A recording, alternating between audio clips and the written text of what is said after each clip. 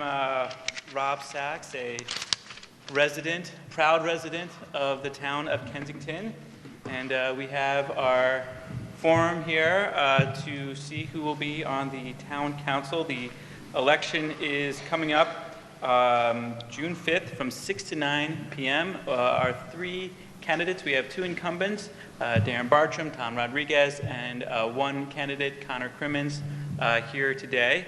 So the format that we'll be going over is each of them will have an opening statement, 2 minutes long. We'll be going through some questions about where they see Kensington, where they like to see Kensington going, and what they've been doing or hope to be doing.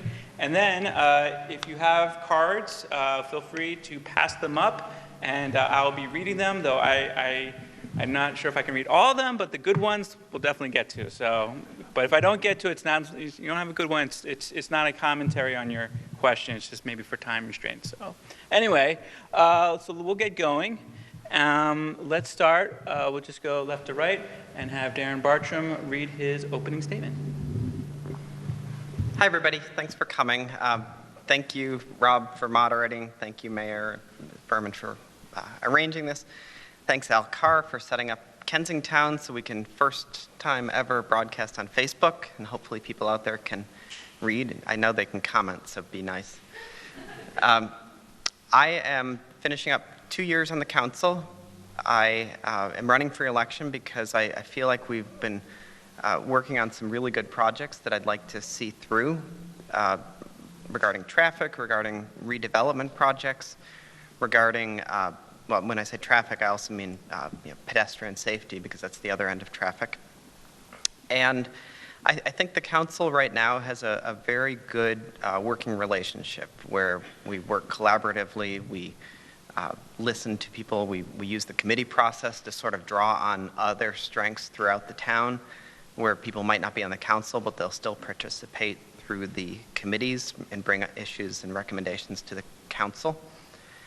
So as far as what I've worked on in the past, it has been traffic. It's been traffic even before before I came on the council. And it's also been redevelopment, as I said. First, I was on the revitalization committee, and that transitioned to the development review board when the sector plan went from being a concept to a reality. And so I think I bring some experience that I'd like to continue using for the town's benefit. Thank you. Connor.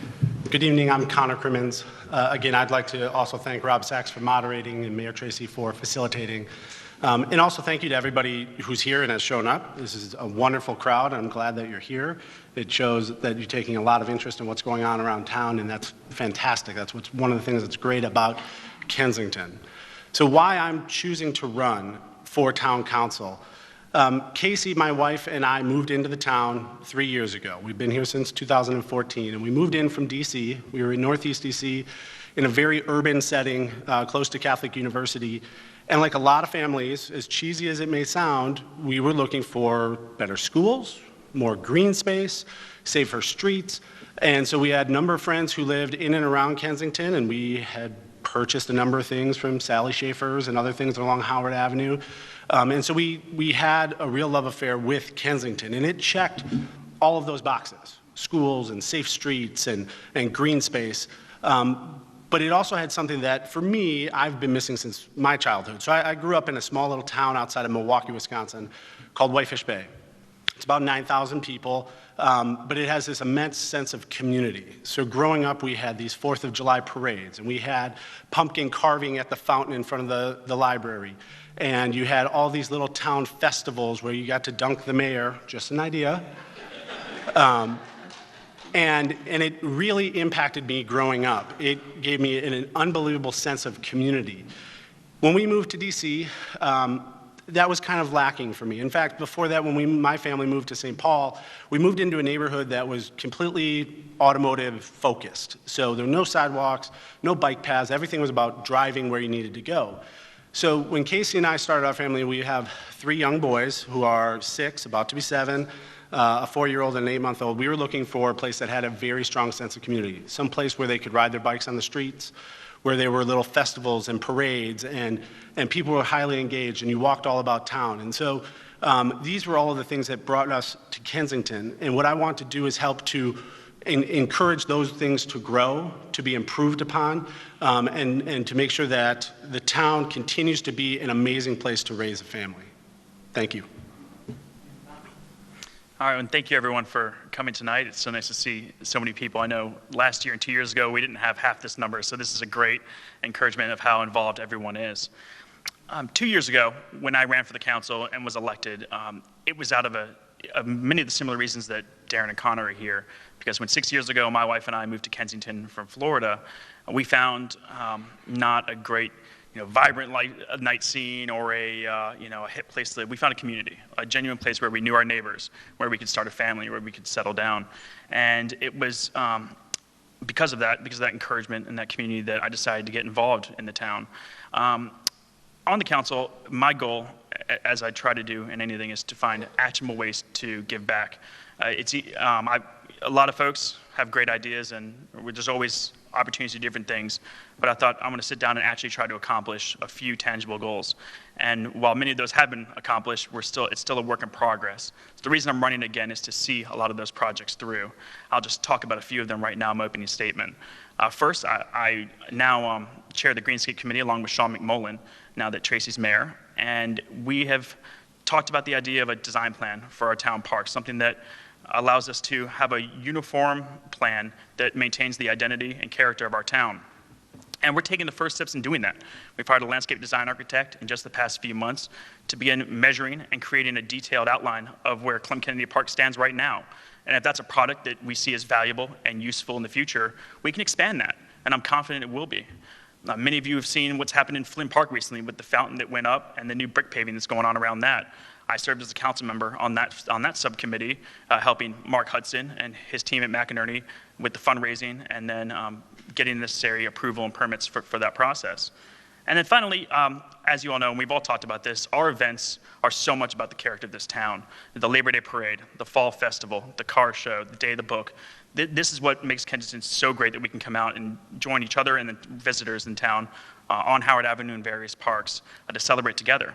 So when we created the events committee last year, and I chaired it, and the only council member on that committee, we brought together the business owners, both ones who support these events and folks who don't feel confident in them or think they detract.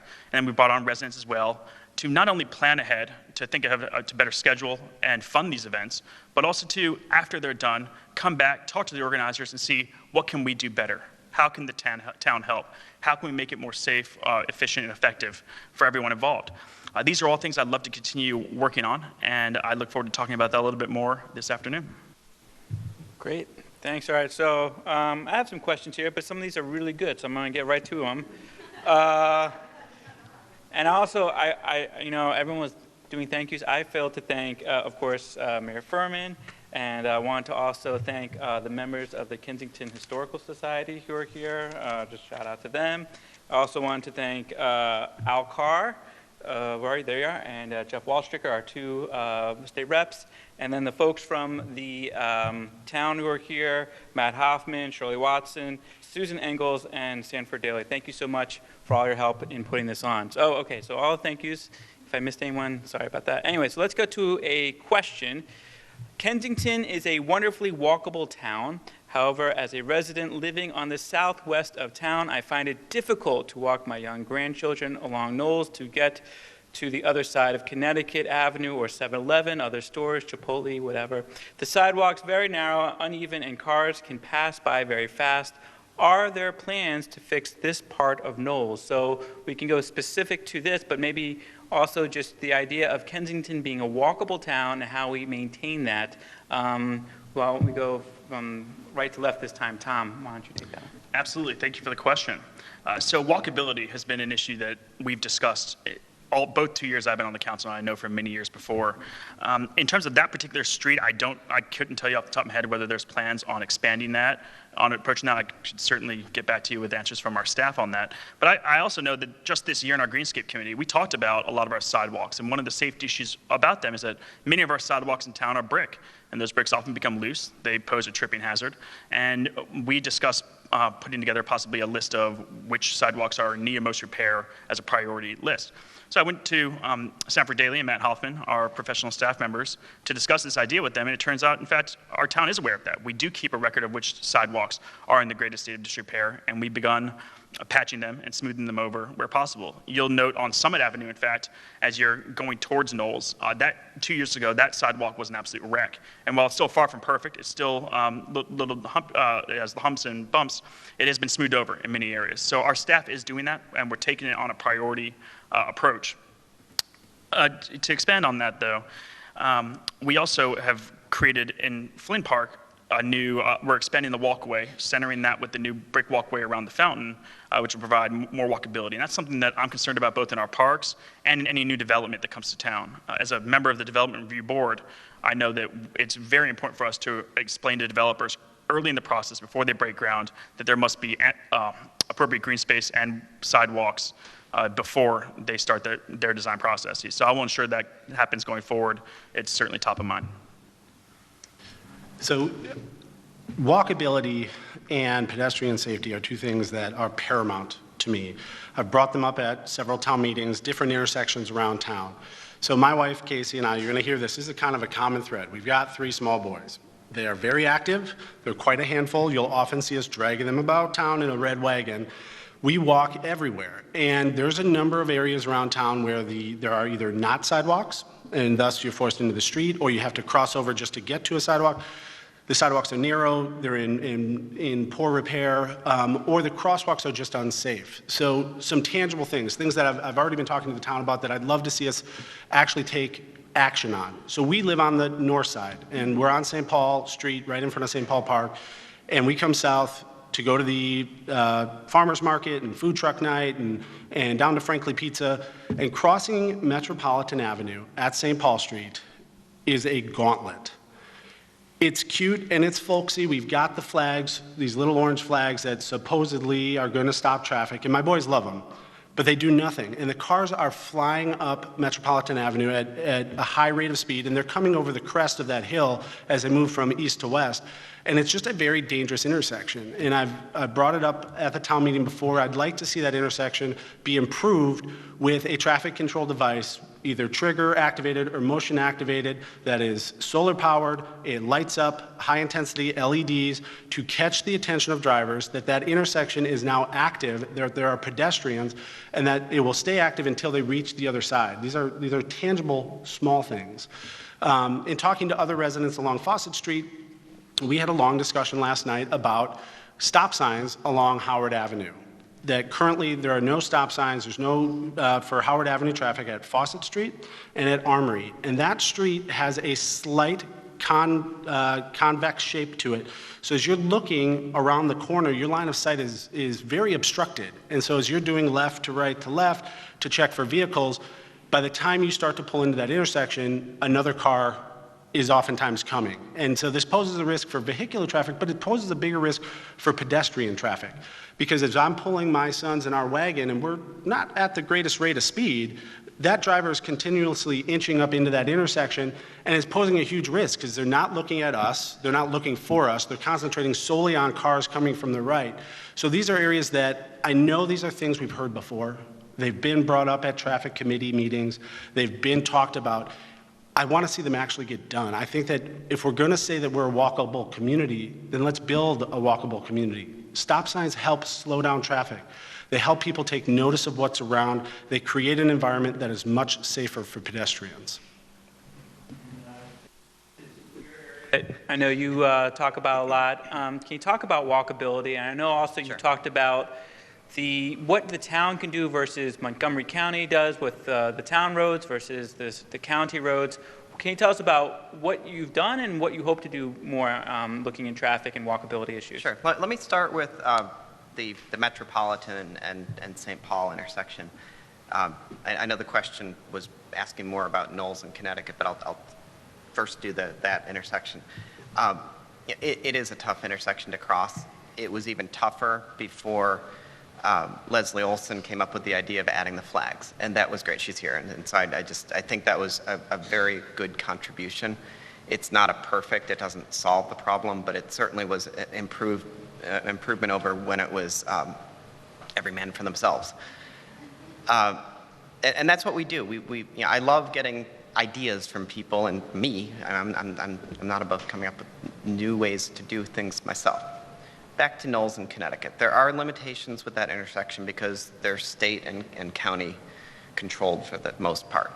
However, this is where being part of a separate municipality really is in our benefit. With the sector plan, we have control over redevelopment. I hate 10-400. I hope they don't vote for me in this election. That building is ugly, and I'd like it to be redeveloped. When that day comes, and they've got a horrendous occupancy rate, so I hope it's soon. When that day comes and they want to redevelop, they suddenly have to come to the town with their proposal and their design guidelines, and very specifically their pedestrian access features. One of the things that we do now with sidewalks and traffic is we separate the sidewalks from the roads with lots of green space. And so when that building is redeveloped, or when any of the other buildings in town are redeveloped, we on the council, we on the committees, we on the development and review board are going to make sure that we finally achieve some real safety by separating the pedestrians from the traffic. Okay, we have two questions here that are both kind of talking about the historic district of Kensington and preserving the historic district. We talked a little bit about walkability, but one question asks, what do you think the historic district means to the town, and how can you support it? Another one, how do you think the Kensington should develop while preserving its small town atmosphere and its historic character? So how do we keep our character as a Kensington, a town with a lot of history and a lot of charm, but also make sure we can move forward to the future? Let's start with Connor first. This is a tremendous question. This is that kind of question that links past to present and present to future. Kensington's history is in these old homes. It's in the Victorians and along Fawcett and Montgomery. Casey and I own a historic property up on the north side on St. Paul Street. This is everything that when people come to Kensington, they look at, they love about Kensington. It's that small town charm that is rooted in history, right down to some of our wonderful shops along Howard Avenue. But be that what it is, we need to preserve it, but we have to realize that we can't be held in place in history. I believe that Howard Avenue, as the sector plan lays out, there's opportunity to redevelop some of those, but redevelopment needs to be done in the fabric of the community. That includes height, density, setback, aesthetics. The buildings that we're going to either improve upon or replace into the fabric of Kensington need to be woven into the fabric of the history of Kensington so that we preserve that. Tom? Absolutely. This is a fantastic question, something I've been very interested and concerned about. One of the great benefits of being on the council and being encouraged to visit many of the different groups in town is I've been able to attend more than a few Kensington Historical Society events, and most recently the History of Rockville Pike. And in that, we talked about Kensington. We were founded, our town was founded as an oasis outside of the city, an escape from the swampy city life that DC represented, and somewhere they can go to enjoy a calmer, quieter community. And to preserve that, there are many things we can do, and the Development Review Board is integral to that. First, we've always talked about development. Development's coming, development's coming. Well, it's actually happening. We have properties that have been purchased, we have plans that have been presented, and we have folks coming just next week to present plans on another property here in town. Some of the major issues that we can help preserve just the calmness in our town is first, guaranteeing low traffic or maintaining low traffic in town. We can do that by suggesting retailers that aren't open all during the same time periods, so that people aren't converging on the town at the same time, particularly rush hour, and clogging up our streets even more. We also have to ensure that our commercial buildings don't dominate the other buildings in the area. We can't have a situation where a property, say that, for instance, this is not happening at the Hawkins Ranch, were to go 5 or 6 feet in the air and tower over where Stroessner's is going to be now.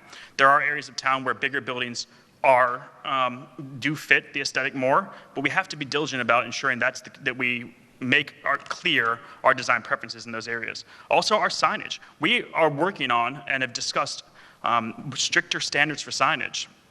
in the past few months, and that's something I'm very passionate about seeing through. I know that the AUB building has a very bright light that shines all the way down St. Paul Street, and that's something we need to be diligent about preventing from happening in the future.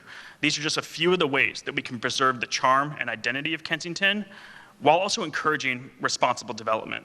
It's something that I know I've worked on and Darren's worked on the Development Review Board, and it's essential that we maintain consistency with those current projects. Sure. I would say that as far as the residential areas go, there's already a pretty good, pretty rigorous control mechanism in place through the Historic Preservation Commission with input from the Kensington Historical Society and our local people. And so I'm not sure that that really requires revisiting. It's the downtown commercial areas that I think deserve the most attention, because we have this brand new sector plan. It started off with fairly good high heights and densities, and through some hard-fought discussion, it was scaled back to what I think people generally feel like is a good maximum. And it's certainly not a minimum, it's a maximum that you can get to. But it's brand new and we haven't really tested it out. And so when those new developments come, we have to make sure that what's on paper matches what is implemented in real life. I think it's a great beginning that we've started with the sector plan. I think that the addition of residences in the commercial area adds a diversity to our living options. It makes it so that people can move to Kensington before they can afford one of our somewhat pricey homes. And it gives them options for when they no longer want to manage a home. I think the sector plan strikes a good balance between preserving the character, the walkability, the focus on antiques and trains and eating, while also allowing some diversified living options. Okay, we have a question here, a little bit of a general one. What made your interest to run for council, which I think we kind of got at with the opening statements, but I wanted to ask to the two current incumbent members, what's been the most challenging part of being on the council, and how have you handled that challenge? And for Connor, maybe we'll ask you to address how you handle challenges in general and how you approach when there's conflict and your approach to settling disputes. So let's see, we'll start with Darren first this time. Okay. Thinking of a challenge is a little bit difficult right now because over the past 4 to 6 years, we've had a very good dynamic on the council where I think people have worked together on ideas. I think that the people who have been on the council have put in the time to come to the meetings prepared and educated about an issue, whether it's traffic counts on certain roads or whether it's the budget items that we face every year.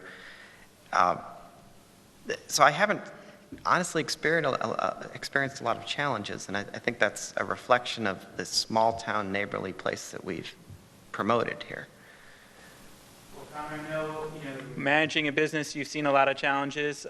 What is your general approach to handling conflicts, and how do you see that being applicable to being on the council? So you alluded to, I started a small business when I was in college that has fortunately grown up and done well. And what I've learned over 15 years of doing this are a couple of concrete things that play into my management style, things that I would bring to the council. The first is I always try to make sure that I am extremely approachable. My wife might say too much so. I love to talk to people. I like to hear what you have to say, whether it's something directly facing the council or it's just something going on in town. I'm a complete extrovert, and I like to hear what's going on in people's lives, especially as it relates to the town. But that translates into management speak of things like open door policy and you can reach me anytime. It truly is. I believe that part of effective government is that you feel absolutely confident and comfortable in coming up and sharing any thoughts that you have on an issue. And my responsibility then in return is to make sure that every exchange is respectful and courteous, that I provide you my attention and time. These are the things that have helped in my business career and things that I want to bring back to the council. It's my own personal style to make sure that when an issue is important to you, whether or not we ultimately agree on the solution, that I owe you at the very least 100% attention and 100% respect in hearing that out and getting to a responsible answer. The last would be, there's a lot of processes that go on in a company or in a small government. Part of my style is there's a right place to talk about things and there's a right place to look at numbers, but you have to be effective. You have to get to an answer, and I think it's owed to the people in this town that things get done quickly and effectively, and that sometimes, this is my personal thought, some things linger in committee too long, some things get stretched out over a calendar too long, and I think part of what we can do through the nimbleness and the agility of a very small municipality is get to solutions quicker, and that's something that I really believe in should I be elected. And Tom, I have a little bit of insider knowledge of the Greenscape Committee with my wife being a member of it, so I know sometimes there's some disagreements there, but in general, like Darren was saying, there's overall, I think, an attitude of wanting to work together. But when there is a disagreement, when there is a challenge, how do you generally approach it? Well, thank you. So, as Rob said, I happen to sit on the Greenscape Committee, which has a reputation as being one of our more contentious committees sometimes, not unlike traffic. And, I'd like to think I have a very level temperament, and sometimes things can get out of hand and we have arguments, and that's fine. But I've never been afraid to tackle projects where people disagree or they've been considered too difficult in the past. In fact, I pride myself on it. And many of you may remember just 2 years ago when we were having hours-long shouting matches in our town meetings between business owners and event organizers about how fair or unfair it was that we were having events on Howard Avenue. I had no problem stepping up to chair the events committee to bring those groups together to have that argument all year round. I love it. It's great. And so, but it's so that those aren't spilling into town hall meetings. Everyone feels like they have a voice. And I'm happy. I don't view myself as a voice, the person who makes the decision. I'm more the sounding board to help refine the ideas that come from the town and the residents and help put them into action.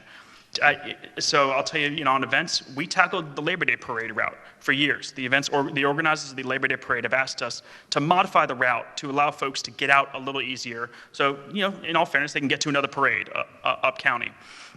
And we tackled a project that wasn't necessarily popular. People had not really wanted to tackle. And I'll tell you, I got some emails about it that were colorful, but I made a point to respond to every single person and just as rationally as I could explain why we did what we did. And I can honestly tell you that I didn't receive a single ounce of negative feedback after that Labor Day parade last year. Also, the fountain in Flynn Park. That's been a year-long project now, working with several residents who've helped push that through. And there's been some disagreements on design and the very valid concerns raised. I can assure you that the vast majority of the emails I got were people who had legitimate issues that had either been not discussed or had been overlooked, and we were able to work those out in weekly meetings. I think we had 3 meetings in 3 weeks as that thing was going up to resolve those issues on a day-to-day basis. So I will continue bringing that responsiveness and that proaction to the council. It's something I'm proud of. I think you can ask anyone who served on my councils or on the council with me that's the core of why I serve and how I approach things. Okay, I have two more similar questions. Both kind of are looking at the role of Kensington within Montgomery County, within Maryland, as a community that's maybe pushing the boundaries of what a small town can do. The first one is, what concrete steps would you take to enhancing transparency in town government, including town spending on salaries, which have been going up 4% a year? I'm not sure about that fact, but I'll take the as word. And then the other one is just pushing ideas in terms of composting, green spaces, thinking about making Kensington greener in terms of electrical use and things like that. So what are things that Kensington can do in terms of leading on ethics or leaning on its green policies that you think can be maybe a model for what the rest of Montgomery County is doing? Let's start with you, Tom. Absolutely. Am I on? Okay. So this is an issue we obviously talk about quite a bit in the Green State Committee, so I'm very excited to answer. In terms of composting, let me take that. We've had some fantastic information brought on about composting. And many of the services here in the county, I believe Harford County has a service they are willing to come down here for, requires about 10 to 15% of the folks in the town to participate in. So I understand that there is an informal petition drive. We do have a composting subcommittee that's working towards getting towards that number. I'll say this again, that anytime a major project is undertaken in this town, particularly with a new service, it's driven by residents who feel passionate about it and see it through. So I will always be able to assist, but again, I could promise you everything under the sun over the next 2 years that we're going to make us the greenest, most solar wind-powered town in the world, but the truth is that does have to come from the residents. My job is to help facilitate and encourage that process. In terms of salaries, I'll just touch on this briefly because we have discussed this in town meetings. You know, I believe you pay for what you get when it comes to services, particularly at the municipal level. In years and decades past, Kensington has underpaid a lot of our staff. We've gone with part-time, not necessarily professional staff members, none of whom are here today. And we've, every few years, had to reevaluate and rehire. And again, the learning curve is tough, whether it's on the town council or at the staff level. So I believe we ought to be a leader in Montgomery County in how well we pay and reward our staff members, because we do get what we pay for. Our service, no town service will be perfect. And that's why we're here. We can be responsive and we can answer to that.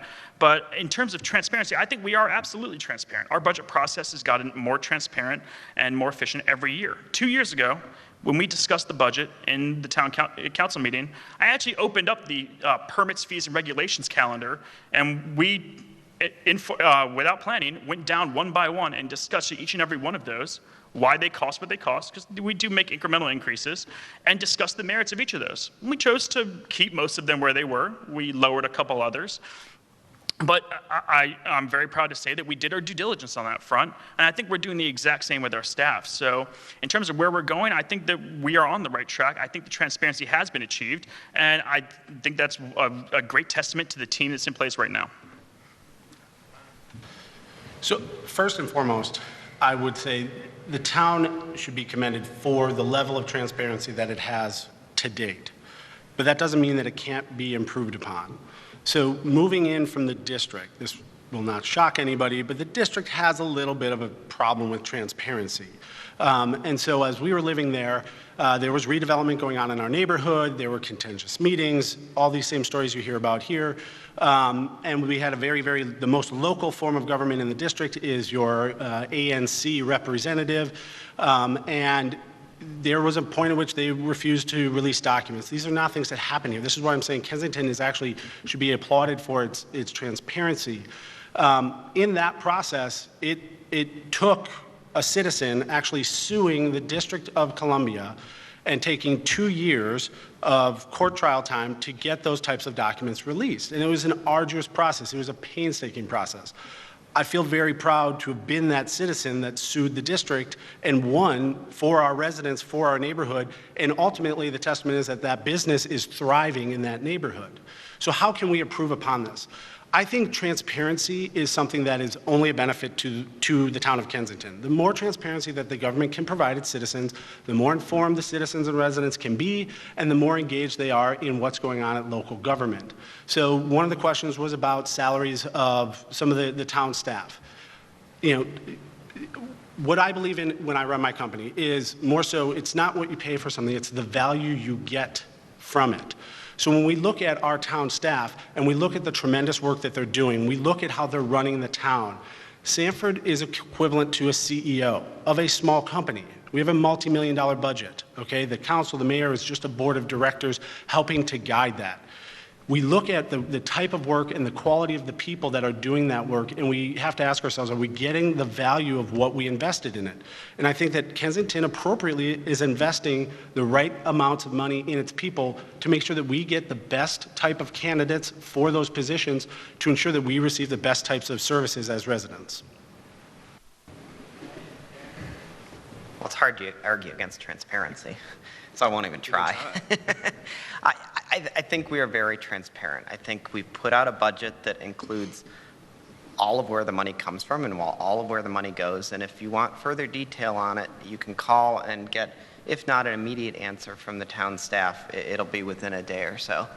So I think we do a good job. And I also think we do a fairly good job of explaining where the money goes. And a good example of this was a year ago when we had outsourced after some argument our trash collection to Allied.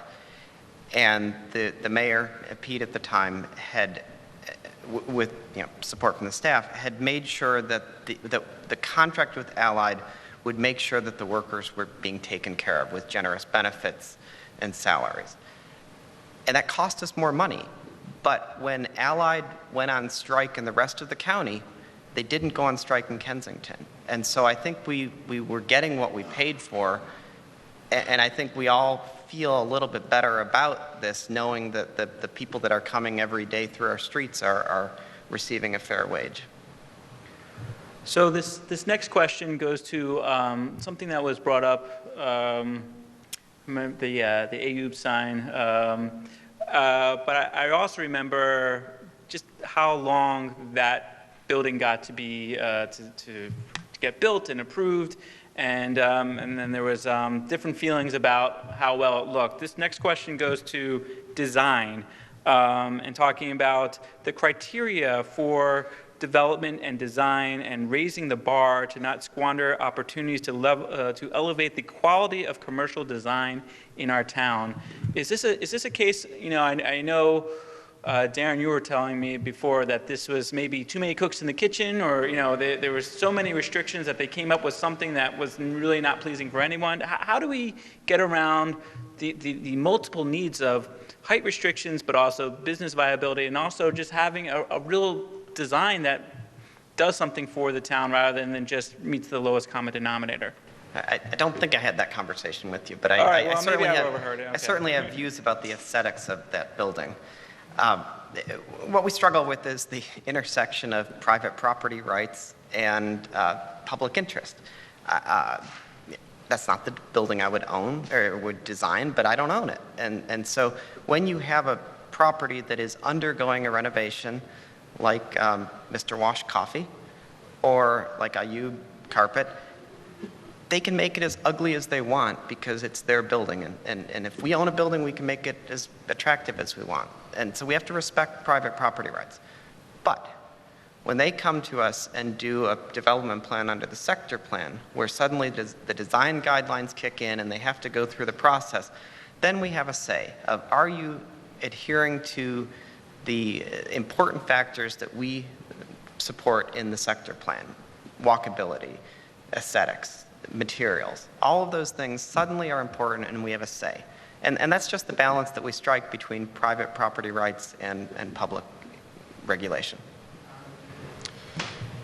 Darren brings up very good points. It's a tough balance. What the sector plan does do, as it's laid out, is that is our opportunity before the first shovel goes into the ground to have an impact on what the design of that building is. That's why the sector plan is so critical to the future of Kensington. It helps us to define for developers, before they stick the shovel in the ground, how we want them to weave their buildings and their projects back into that fabric that is Kensington.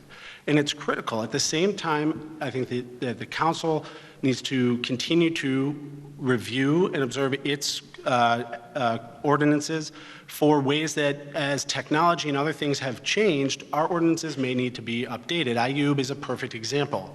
Once the building went up and once the sign, rightfully or wrongfully, went onto the building, newer signs with newer lighting gives them the ability to project light far further than signs of old. And so residents down St. Paul, my neighbors, our family, were suddenly impacted by the fact that there was just this beacon of light shining northbound down St. Paul Street. So there was a lot of discussion. I give a lot of credit to the council and to the mayor about looking back at the ordinance that talks about how close signs can be to residential and to commercial properties. In this case, it turns out that the ordinance fell short of what would have been beneficial for the residents, the immediate residents closest to the property. And it fell short by 50 feet. But this is where the council and the town, being a living, breathing thing, they talked about it's time to revisit these ordinances and determine what's best now for today and for the future, and to look at reevaluating that. And that's something I think is critical for small town government. Yeah, most of the major points have been hit, and I think that speaks to the fact that right now, currently, the council and the mayor, I believe, are of one or at least a very similar mind on how we approach these design issues and new development in the town. Just a few notes on that. We can actually help update existing property too. Councilman Dwayne Rollins has come up with a fantastic plan to incentivize businesses to maintain and rehabilitate their exterior windows and doors, and also the sidewalks in front of their stores, a plan that I'm happy to support and look forward to seeing brought out. We're working on a mural for the side of M&T Bank that will turn what's normally been just a normal white wall into a vibrant, beautiful, colorful scene that we can revisit every 5 or 10 years or however long. Also, another point, and this kind of falls under the sector plan and our landscaping requirements, but tree cover is a very important thing, and greenery around these properties. One of our biggest complaints, especially on Metropolitan, is that we have this industrial sort of warehouse district, and especially when there's turnover in these properties, the biggest opportunity I see is to be able to put shade cover and tree cover on those properties. So you're not only you're being able to walk well, but you're walking in shade, which is very nice. So there's just a few of the ways that small steps we've taken that make a meaningful, measurable impact on our lives. And again, with the signage requirements that I mentioned earlier, these are just the steps we're taking today. And again, any input or advice any residents in the town have, we are always open and receptive to those. Okay, so we have time for just a few more questions. Oh, I'm gonna have to read it. Okay, but here's two are kind of similar. What does Kensington need more of, and what does it need less of? And I'm going to have an addendum to that question. This is kind of a yes or no. Which of the following statements do you agree with more, and why? Kensington has too many speed bumps or not enough speed bumps? So you can wrap in your speed bump answer to the larger question of what we need more of and what we need less of here in Kensington. And Tom, we'll have you start. All right. Well, this will get me in trouble with somebody, but in terms of less of, I think it's safe to say that we have hit our capacity on coffee shops. We have about 7 or 8 now. We are the Portland of the East Coast, so I would encourage folks to maybe look at a different venture. In terms of more of, I don't look at it as an infrastructure issue. We've experimented with new stop signs. We've experimented and adjusted times on do not enter and no turn signs. And the simple fact of the matter is, the number one issue we have in terms of not congestion, but traffic, are the violations themselves and enforcement of those violations. We have limited resources. A lot of the policing we have in this town is we contract with off-duty police officers. This is not part of their normal beat. So it's about putting more, frankly, money and more officers on our residential streets to stop folks who are turning illegally, who are blowing through stop signs and putting our residents at risk. And it's something I will always support. And I did support that when the town took the proactive step, along with some resident financial support, of purchasing 2 bicycles for 2 police officers to police our town in a way that maybe is more accommodating of our residential nature and our quieter streets. And it also allows for the police officers to be more stealthy and responsive in many cases. I think that was a fantastic innovation that we're pioneering. While they haven't patrolled too often on the bikes yet, that is something we'll see more during the warmer times. So I'm encouraged by it. I'd like to see more enforcement and less coffee shops. And more of, less of, Connor, and your overall views of speed bumps. More of, for me, is I would like to see more variety within the town as far as the services and shops that are available to us within a walking distance. We have some amazing venues and some amazing shops and restaurants, but we have a few of them. A few more would be great to fill in Howard Avenue, to look at other parts of the town. These are things that I think maybe not a coffee shop. I hear that's not widely liked by people, but other variety, to mix it up, to help play off of the businesses that we have, other home variety stores that can help incorporate and play off of the antique shops that we have. Less of the proverbial third rail of Kensington traffic. How do you get to it? These guys have spent hours and hours and hours talking about solutions. I'd just like to see less of it. The problem is traffic leads to the ultimate question of speed bumps. Speed bumps are the go-to mechanism for trying to abate traffic because people want less of it on the street or they want it to go slower, and because other mechanisms are failing, the last-ditch effort is to throw speed bumps in. And now it's one of those things where if you see a street without a speed bump, you feel like you have to take a picture of it and make sure to put it on social media that in the old days it was like this. There used to be roads without speed bumps. How do we do it? Tommy hit on one of the things that I think is most paramount to safer streets within our town, and that is we have to enforce the restrictions and the ordinances that the town already has. They were put there for a reason, to address a specific need, but without enforcement, they are almost useless. So we live on St. Paul Street.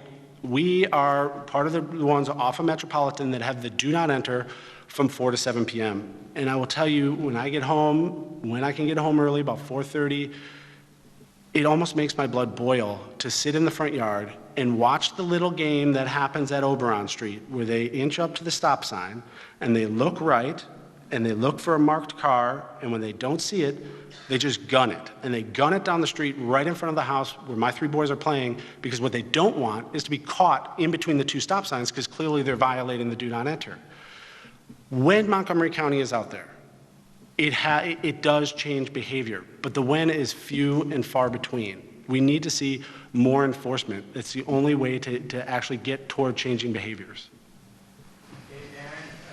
To you, and I'm going to do a little wrinkle to the speed bump question because this one also pertains to traffic. But as we know, there's the new middle school being built off of Kensington Parkway, but that is outside the town of Kensington. However, it will affect traffic in the town. And so how do we deal with traffic issues, things like that, that may be adjacent to Kensington, but not necessarily in our jurisdiction? So that's something also to think about as you also think about the more and less of question. Okay, well, just to pander for support, as far as what we need more of, I would say restaurants, what we need less of are gas stations and traffic. And so I get back to your question of the traffic. I think that the complaints about about traffic on our residential streets would plummet if we could just keep people who are cutting through our town on Connecticut Avenue, Knowles, and Cedar on those roads and University. And so for me, a big part of addressing that traffic is making sure it stays on the roads through the rush hour restrictions that we have, through enforcement of those rush hour restrictions.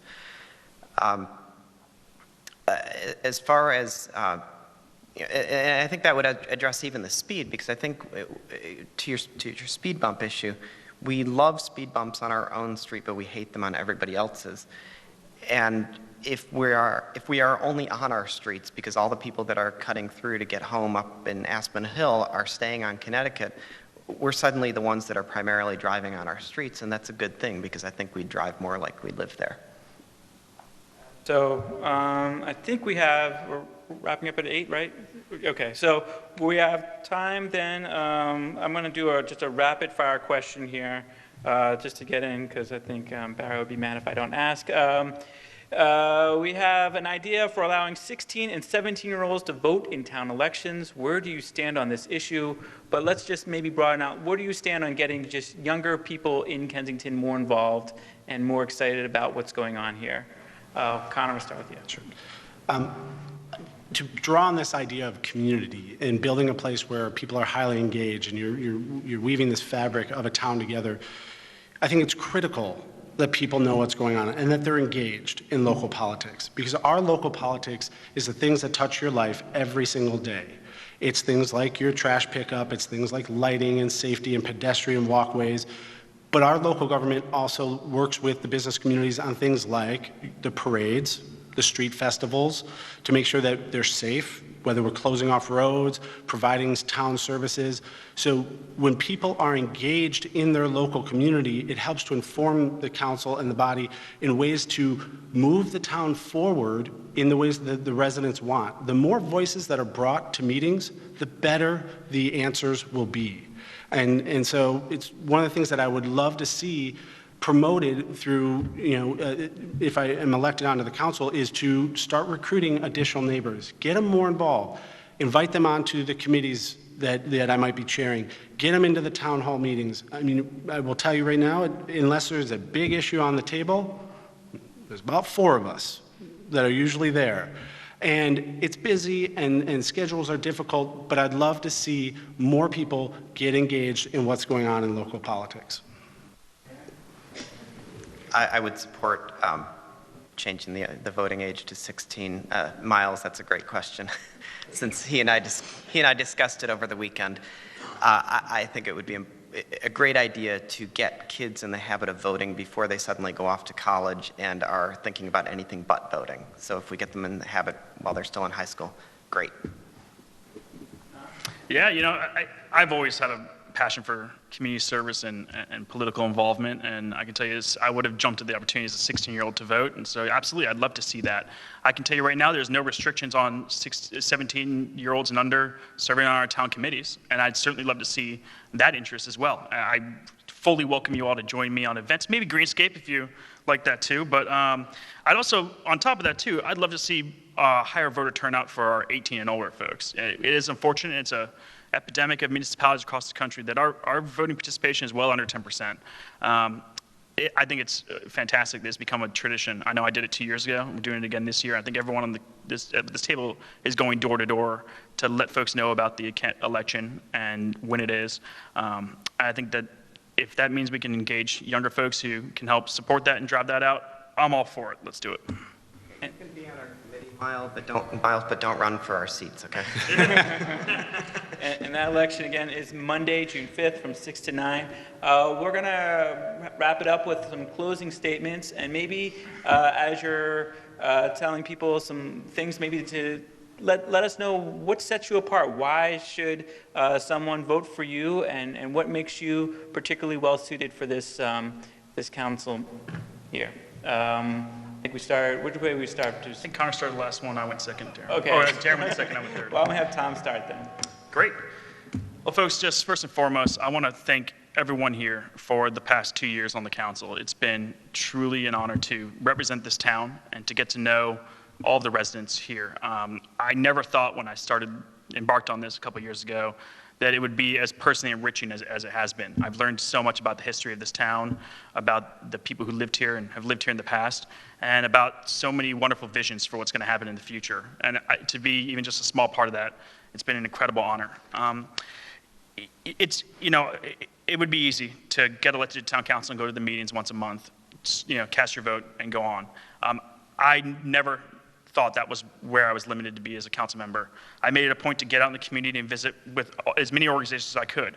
I've attended meetings of the Villages of Kensington, the Friends of the Library, the Kensington Historical Society. I attended the 50th anniversary of the Stephen Knowles School, Montgomery Park and Planning meetings, which we'll have one next week. I encourage you all to attend on the 31st. And then also the Maryland Municipal League Convention, amongst other organizations. It's been a thrill to represent Kensington, but there's so much more work to be done. It's easy to identify problems, but the difficulty is in implementing the solutions. I've proven I can do that. I've proven I can take a project from idea to completion, and I'd love to continue doing that for you. And part of that is preserving, protecting, and promoting Kensington's historical design and integrity. I grew up in a small, quiet town in Florida that has a reputation for being a quiet retirement community. You go there today, and it is absolutely unrecognizable. It's overdeveloped, it's overrun by nameless faceless buildings, and traffic is a disaster. I refuse to allow it to happen in the town of Kensington as long as I serve here. Folks, you can follow my campaign as I go door to door and have events and have a barbecue on June 3rd at Reinhardt Park from 1 to 3 p.m. Find me on Facebook at Reelect Tom Rodriguez to Kensington Town Council. And in the meantime, please feel free to reach out at any point before or after the election. I'd be happy to chat with you about what's on your mind. Okay. Connor. First, again, thank yous, Rob, for moderating, Mayor Tracy for facilitating, everybody for being here. The outstanding questions. I mean, these are the issues that Kensington is facing right now.